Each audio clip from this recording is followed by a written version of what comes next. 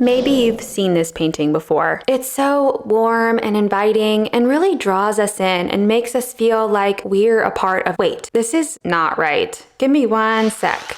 There, that's better. Sorry about that. What? This painting is called Anna Roman Osteria by Carl Bloch, and judging by the comments I've gotten requesting this painting in the past few weeks, I actually do think some of you have seen it before. I had this on my list of paintings to make a video on, but questioned whether it was a little too saucy. But you asked, so I'm delivering. Settle in and grab some half-eaten bread. Things are about to get weird. We're placed in a restaurant in Rome in the late 19th century. In front of us is a table where a group of 3 people sit eating their lunch, though there are actually 4 individuals if you count the cat. And we should definitely count the cat. Just a lovely, sunny afternoon, having a casual lunch with friends, right? Wrong. This scene is reckless, hazardous, a train wreck, really. What did we do to cause everyone to look at us like that? Where do we stand with this crowd? Well, we should probably continue to stand right where we are before we get, well, you know. There's so much tension in this painting, especially in the faces of the people sitting at the table. My eyes are immediately drawn to the girl with a napkin on her head. But is it actually a napkin or instead a traditional Italian headpiece? I personally think it would be more fun as a napkin, but it's probably just a headpiece. She looks at us with amused curiosity. Her parted lips seem to almost reveal a slight grin. The girl sitting beside her touches a glass of wine to her lips, and as she sips, looks up at us flirtatiously. The women's inviting and curious expressions contrast with that of the man across the table from them. He looks threatening, skeptical, angry, maybe even a bit surprised or confused. He grasps the handle of a fork in his left hand and aggressively presses it into the table, allowing its sharp tines to be on full display. We can see a knife peeking out of his left pocket, a silent reminder to us to keep our distance. There are so many wonderful details in this piece. Notice, for example, the phallic-shaped decanter sitting just below the girl's parted lips. Yeah. Could be coincidental, but probably not. I warned you that it would be saucy. But once you see it, you can't unsee it. And expertly placed between the girl's mouth and the decanter is another super sharp fork. It might even be possible for us to go sit beside the napkin hat lady if it weren't for our friend here. Is she really our friend though? I can't tell what she's thinking at all, but she does indeed appear to be giving us the death stare. Whose side is this cat on anyway? It could be that Bloch included the cat as a symbol of promiscuity, as can be seen with other artworks around that time.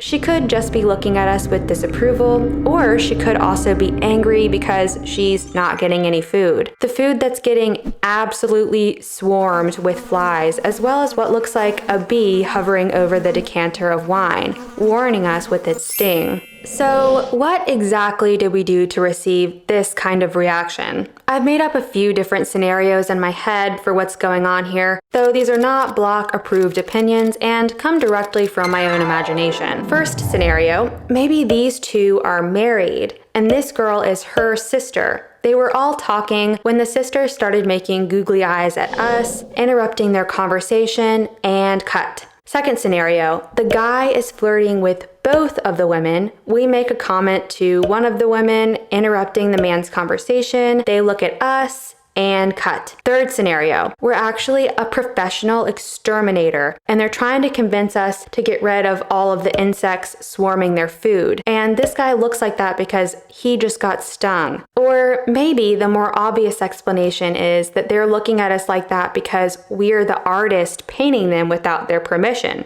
Right? Wrong. Because this is the artist, Carl Bloch. He actually painted himself sitting at the table behind them, with his back facing the viewer. Across from him at the table is his friend Moritz Melchior, the person who commissioned the piece. Melchior was a wealthy businessman and the owner of a trading post passed down to him by his father in 1845. He asked Bloch to create this piece upon returning from a trip to Italy. He admired Wilhelm Marstrand's Rembrandt 1847 piece Italian osteria scene, girl welcoming a person entering, and wanted something similar for himself. I think he got more than he bargained for. Carl Bloch outdid himself with this one. It's a lot like Marstrand's painting, but in my opinion, way better, but also way saucier. But it makes me wonder what inspired Bloch to paint something so provocative. Did his friend request something like this? As in, maybe he was trying to experience his own personal fantasy of being the most desired man in the room, or was this just the most elaborate gag gift of all time? Bloch would visit Melchier's family home for dinner every week along with their friend Hans Christian Andersen, who wrote a few pretty good children's books you may have heard of, and painter Frederick Christian Lund, who I think looks strikingly similar to the man sitting at the table to the right, though I didn't find any other sources saying it was him, so I'm not sure if it's indeed him or not. This is a photograph of the painting hanging in Melchier's home, the same home where the friends met for their weekly dinners. It's interesting how Bloch has dressed them in all gray, as if to not draw attention to the group.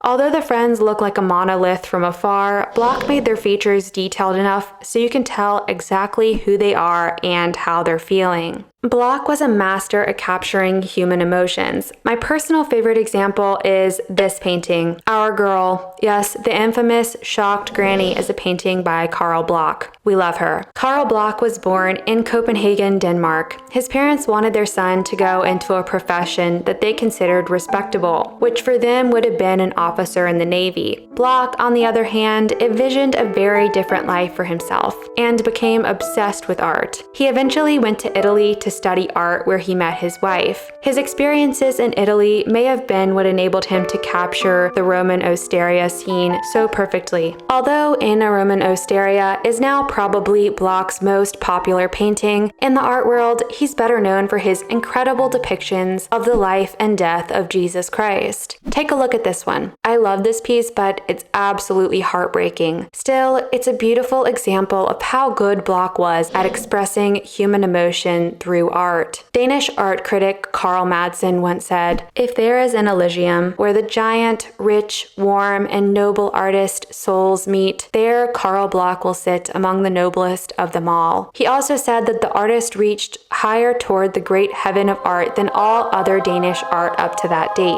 Bloch drew much inspiration from Rembrandt and the way he showed compassion toward his subjects, particularly those with no social status. Alongside his religious art pieces were charming genre paintings of these everyday people and everyday moments, like In a Roman Osteria. I think my favorite part of this painting isn't the napkin hat or the uniquely shaped decanters or the fact that Bloch painted himself in the painting eating with his friends, the same friends, I might add, that he would later look at this very painting with while having a meal, which was very meta of him, I must say. Although all of these aspects of the painting are amazing, my favorite part has to be the cat, because she's easy to miss, and the painting has the same meaning even if she wasn't there. But if you're lucky enough to notice her, she turns this already quirky painting up to 11.